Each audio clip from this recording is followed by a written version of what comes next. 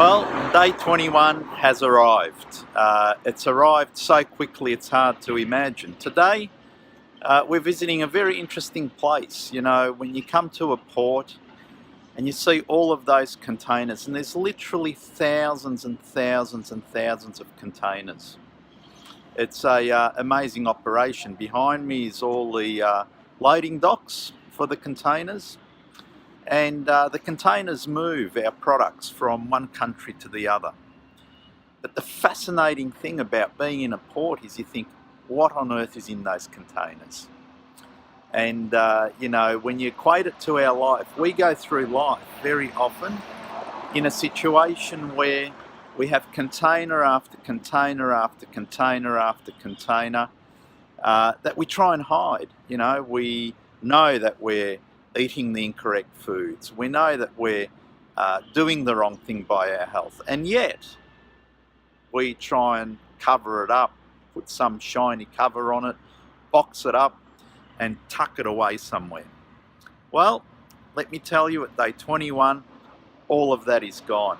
There is no question in one's mind that at day 21 all of those boxes are empty. You don't want to go back there. There is a physical change that happens in your thinking. And it works something like this. It's fascinating.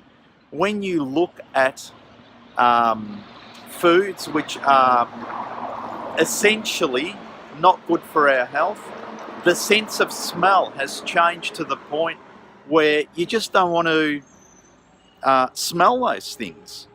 The taste, the idea of tasting those foods is just, couldn't do it.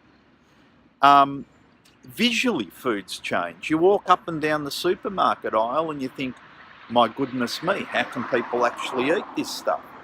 If you walk past the McDonald's at this stage, because the sense of smell has changed, you can't stand the smell of McDonald's. A food court in a shopping centre is a horrible thought. Why would you ever go there?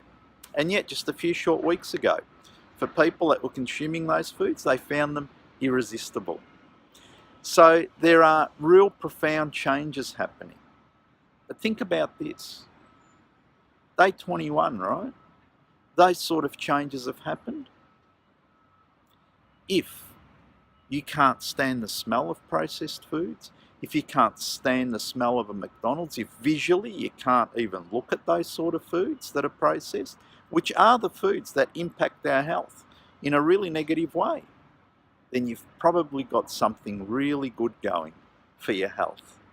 The question is, how do we continue making that happen over the long term?